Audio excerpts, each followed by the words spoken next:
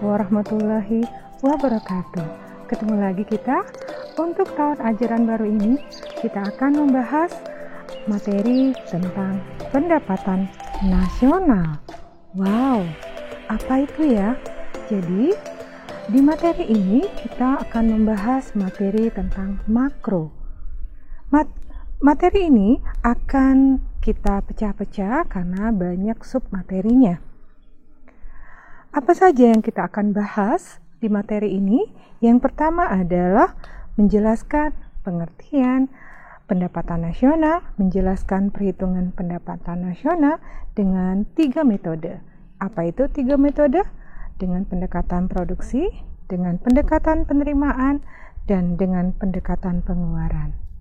Sebelum kita lanjut untuk membahas materi ini lagi, jangan lupa like, share, and subscribe. Bunyikan loncengnya supaya nanti notifikasinya berbunyi, Anda akan mendapatkan video atau materi yang terbaru. Wow, ini banyak duit ya. Duit itu apa? Berarti dana ini yang kita akan gunakan untuk pembangunan. Nah, berarti kita akan membicarakan masalah pembangunan ya. Pembangunan itu perlu namanya dana. Dana itu berasal dari pendapatan negara. Apa itu pendapatan nasional? Adalah jumlah pendapatan yang diterima oleh seluruh rumah tangga keluarga di suatu negara dalam periode tertentu, biasanya dalam 1 tahun. Ini menurut William Petty dari Inggris tahun 1665. Kita lanjut lagi pada pengertian yang kedua dari Wikipedia Bahasa Indonesia. Pendapatan nasional adalah jumlah pendapatan bersama ya yang diterima oleh seluruh rumah tangga. Rumah tangga ini, masih ingat rumah tangga pelajaran kelas 1 ini ya? Rumah tangga konsumsi, rumah tangga produksi, rumah tangga negara, dan masyarakat luar negeri. Nah, di suatu negara, dari penyerahan faktor-faktor produksi. Faktor-faktor produksi, masih ingat juga apa itu? Adalah sumber daya alam, sumber daya manusia, skill, dan modal. Jadi pelajaran kelas 1 atau ekonomi mikro kita harus masih diingatkan karena ada hubungannya dengan ekonomi makro atau di kelas 2. Saya lanjut lagi dalam suatu periode waktu tertentu. Waktu tertentu ini dibatasin hitungannya. Biasanya itu dalam 1 tahun. Untuk mengetahui adanya perubahan-perubahan atau adanya peningkatan atau penurunan dari perhitungan pendapatan nasional suatu negara. Oke, kita lanjut lagi. Ini menurut ahli Alfred Marshall dalam bukunya Principle of Economics. Pendapatan nasional adalah semua produk, barang, dan jasa yang dihasilkan sepanjang tahun. Pengertian pendapatan nasional juga dapat kita kaitkan dengan metode atau cara menghitung atau pendekatan perhitungan pendapatan nasional. Ada 3, yaitu pendekatan produksi, pendekatan pendapatan, dan pendekatan pengeluaran. Kita bahas satu-satu. Yang pertama adalah pendekatan produksi. Apa itu pendekatan produksi? Adalah pendekatan yang melalui pendekatan ini dengan cara penjumlahan nilai tambah dari setiap barang. Nilai tambahnya ya, inti katanya adalah nilai tambah setiap barang dan jasa yang dihasilkan oleh suatu negara dalam periode tertentu. Kenapa saya menekankan perjumlahan nilai tambah? Karena nanti saya akan video berikutnya menghitung cara pendekatan-pendekatan ini dengan beberapa soal yang bervariasi. Kita lanjut pada pendekatan yang kedua, yaitu pendekatan pendapatan. Dengan cara kita menghitung jumlah pendapatan yang diterima oleh faktor-faktor produksi. Tadi sudah saya jelaskan ya, apa itu faktor-faktor produksi yang digunakan untuk menghasilkan barang dan jasa dalam suatu negara dihitung dalam satu periode. Satu periode itu 1 tahun. Yang ketiga adalah pendekatan pengeluaran. Di sini pendekatan pengeluaran itu kita menjumlahkan seluruh pengeluaran dari pelaku ekonomi. Pelaku ekonomi itu tadi dari rumah tangga negara, rumah tangga konsumsi, rumah tangga produsen, dan masyarakat luar negeri. Baik di dalam negeri maupun di luar negeri selama dalam 1 tahun. Dalam satu periode itu ingat 1 tahun. Nah, di sini saya akan memberikan perhitungan pendapatan nasional dengan pendekatan tersebut. Metode produksi, nilai tambahnya masih ingat tadi nilai tambah ya. Kita tahu bahwa nilai tambah itu misalnya nanti pakaian misalnya. Pakaian itu sebelum jadi pakaian itu dari dasar atau kain berasal dari benang berasal dari kapas. Nah, itu nanti kita hitung nilai tambahnya, bukan seluruh kapas ditambahkan, benang ditambahkan, sampai pakaian ditambahkan. Enggak seperti itu ya. Nanti kita bahas lebih lanjut pada video berikutnya.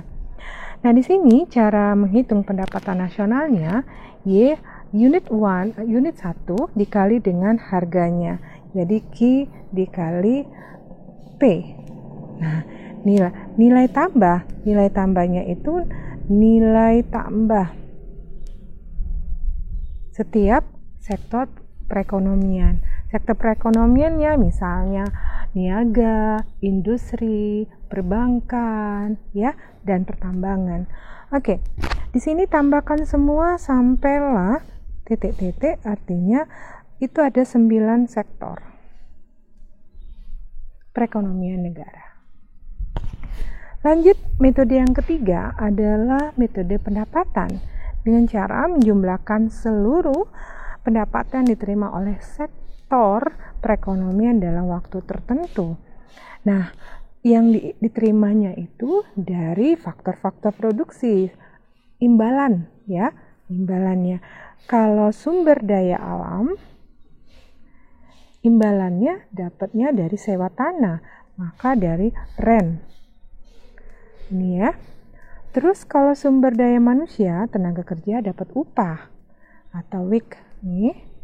Dan kalau dari bunga modal itu dari interest. Dan ini skill, profit, laba. Inilah kita masukkan rumusnya, metode pendapatan. Ini ya, bisa kita lihat rent sewa yang diterima oleh pemilik faktor produksi alam. Ini tenaga kerja, WIK-nya. Interest adalah faktor produksi modal. Dan profit adalah kewirausahaan.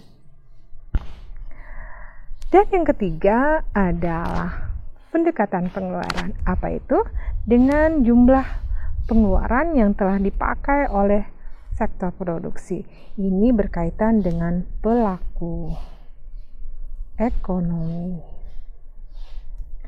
Nah, seperti C itu konsumsi, jadi Y-nya pendapatan nasionalnya didapat dari penambahan seluruhnya. Konsumsi berasal dari rumah tangga konsumen, investasi dari rumah tangga produsen, government dari rumah tangga negara, ekspor dan impor berarti dari masyarakat luar negeri.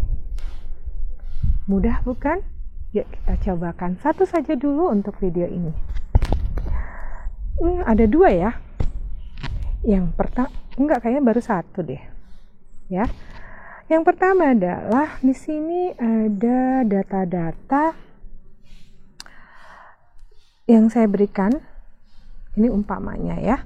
Terus seandainya jika pendapatan nasional negara amanah itu 52, kita berarti 50 juta, kita anggap dalam jutaan di sininya, berarti triliun nanti ya. Dengan pendekatan pendapatan, hitunglah laba yang diperoleh negara tersebut. Nah, kita perhatikan di sini datanya bercampur ya. Saya balik lagi ke soal. Karena apa? Semuanya ada, tapi ini yang diminta adalah pendekatan pendapatan. Kalau begitu, apa saja yang kita butuhkan? Kalau metode pendekatan pendapatan, upah yang jelas atau gaji yang berkaitan dengan imbalan, sewa tanah, pengeluaran negara, bukan, dia konsumsi negara, berarti ini pengeluaran. Konsumsi masyarakat juga bukan. Investasi bukan. Ekspor bukan. Berarti bunga modal dan impor. Data 4 inilah yang kita pakai, yaitu gaji, sewa tanah, bunga modal, dan impor. Kita tambahkan. Tapi di sini yang diketahui adalah impor bukan. Sorry. Saya nggak lihat ya impor. Saya pikir tadi laba. Yang ditanya ini adalah laba karena Y-nya yang diketahui. Berarti kita lihat sini ya. Y-nya profitnya yang kita cari, Y-nya yang diketahui. Kita masukkan nilainya, kita tambahkan. Nilainya adalah 32 juta. Nah, tinggal kita matematikanya kita balik sebelah kiri dia. Terus kita kurangkan di sini. Sisanya adalah tinggal 20 juta rupiah. Mudah bukan? Untuk lebih paham lagi, nanti saya akan memberikan contoh perhitungan pendapatan dengan variasi soal yang berbeda. Dengan perhitungan pendapatan nasional yang kita pelajari tadi, apa sih manfaatnya yang dimiliki oleh suatu negara? Yuk kita perhatikan di sini. Yang pertama adalah mengetahui dan menelaah struktur perekonomian suatu negara. Struktur ini adalah bentuknya. Data pendapatan nasional dapat digunakan untuk menggolongkan suatu negara menjadi negara industri, pertanian, atau negara jasa. Contohnya, berdasarkan perhitungan pendapatan nasional, dapat diketahui bahwa Indonesia termasuk negara pertanian atau agraris. Jepang merupakan negara industri dan Singapura termasuk negara yang unggul di sektor jasa. Dan sebagainya. Yang kedua, dengan perhitungan pendapatan nasional, pemerintah dapat menentukan besarnya kontribusi berbagai sektor perekonomian terhadap pendapatan nasional. Nah, tadi seperti saya bahas tentang pendekatan misalnya produksi dari 9 sektor. Nah, berapa besarnya kontribusi 9 sektor itu terhadap pendapatan nasional? Misalnya sektor pertanian, pertambangan, industri, perdagangan, jasa, dan sebagainya, data tersebut digunakan untuk membandingkan kemajuan perekonomian dari waktu ke waktu, membandingkan perekonomian antar negara atau antar daerah. Jadi dia bisa kita bandingkan data-datanya, mana yang termasuk negara ini, negara yang ada kemajuan, dan sebagainya. Untuk apa? Sebagai landasan bagi pemerintah untuk melaksanakan atau merumuskan kebijakannya. Dan yang ketiga, kita lanjut lagi, adalah dengan adanya perhitungan pendapatan nasional, pemerintah mendapatkan informasi soal tingkat kemakmuran masyarakatnya. Kalau ingin tahu seperti apa tingkat kemakmuran masyarakat suatu negara, pemerintah suatu negara lazimnya akan melakukan perhitungan pendapatan nasional. Mengetahui tingkat kemakmuran dapat membuat pemerintah negara tersebut mendapatkan informasi-informasi yang lain yang mempengaruhi tingkat perekonomian negara tersebut, seperti kualitas hidup masyarakatnya, serta standar hidup yang berlaku di lingkungan masyarakat tersebut. Yang keempat adalah membantu pemerintah untuk melakukan evaluasi dan mengukur perubahan yang terjadi. Setelah melakukan perhitungan pendapatan nasional, maka pemerintah suatu negara akan langsung tahu bagaimana tingkat kemakmuran rakyatnya. Ini tentu akan membantu pemerintah tersebut, terutama untuk melakukan evaluasi. Jadi, setelah ada perhitungan, nanti pemerintah akan melakukan tahun besoknya apalagi yang harus dilakukan supaya adanya ada peningkatan pendapatan nasional. Adapun evaluasi yang dilakukan biasanya menyangkut kebijakan ekonomi yang sudah pemerintah lakukan. Tak sampai di situ, perhitungan pendapatan nasional juga membantu pemerintah melihat perubahan-perubahan yang terjadi di negaranya, terutama di sektor ekonomi. Hasil perhitungan pendapatan nasional akan menunjukkan grafik pertumbuhan atau perubahan ekonomi suatu negara dari tiap tahun. Sampai di sini dulu materi kita tentang pengertian dan manfaat serta perhitungannya dengan 3 metode. Semoga dapat membantu kalian untuk menghitung pendapatan negara, dan materi berikutnya kita akan lanjut pada video berikutnya, yaitu tentang komponen pendapatan nasional. Semoga bermanfaat. Sampai di sini dulu. Oh ya, jangan lupa ya, like and subscribe, bunyikan loncengnya supaya kalian selalu mendapatkan notifikasi cepat dari video yang saya tayangkan. Assalamualaikum warahmatullahi wabarakatuh.